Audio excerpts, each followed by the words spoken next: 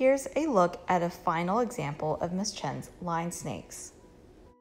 Today, we will only be cutting out our 3 primary snakes. You will see 3 strips of paper at your table today in our primary colors. Starting with 1 paper strip at a time, draw a large C near one end of the paper for the snake's head and a letter V on the other end of the paper for the snake's tail. Connect the head and the tail with a fun and creative line near the top edge of the paper. You'll want to repeat that step for the bottom of the snake. I drew all 3 snakes moving in the same direction, which is left. You can make yours different.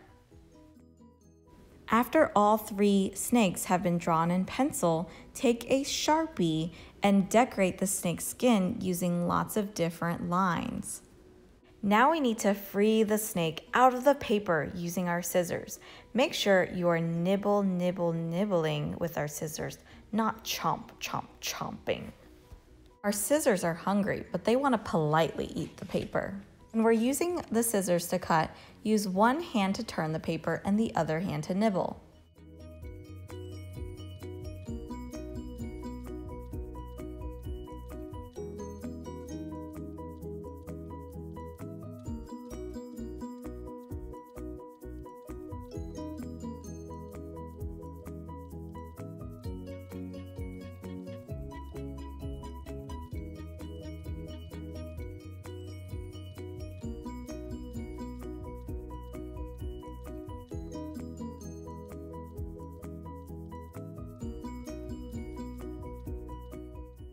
When you're finished cutting all 3 snakes, make sure you take your paper scraps to the blue recycling bin.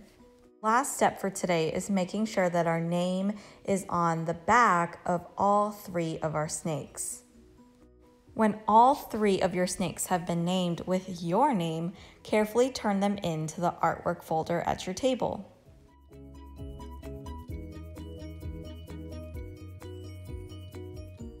Today you'll want to open your folder and make sure you grab your 3 line snakes. Make sure to check the name on the back so that you don't grab anyone else's. Turning your paper horizontally, wide like a hot dog, write your name in the bottom right corner and your class on the back. Because we'll be using glue today, grab your messy mat from the end of your table. Flip your snakes to the back where your name is. Now let's paint a few dots on the back of our glue so that it's nice and sticky for our paper. Flipping the glue side down onto your white paper, then give it a good massage. That means rubbing the 2 pieces of paper together. If you see any parts of your snake sticking up, carefully take some glue and place it on the part of your snake that's sticking up and give it another good massage.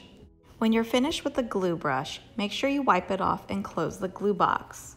Using the Sharpie, we're going to fill in the spaces in between our line snakes with different types of lines. Here's 2 finished examples that Ms. Chen created.